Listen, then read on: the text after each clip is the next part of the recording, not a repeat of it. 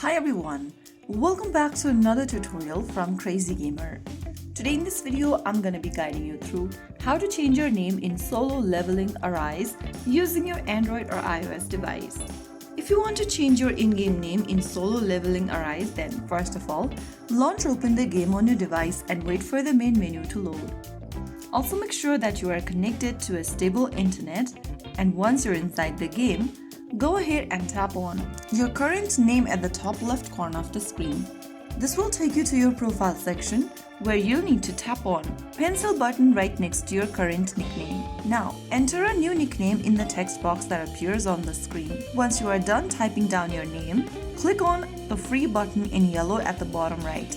Now, in order to change your name for the first time while you signed up for the game, you can easily change the first name free of cost. Tap the free button, and once you change your nickname, if you try to change it again, this time you'll need to spend some in-game currencies. So that is how you easily change your nickname on Solo Leveling Arise for the first time after you sign up for the game. If you found the video helpful, don't forget to like, share and subscribe to our channel. I will be back again in the next episode. Thank you for watching.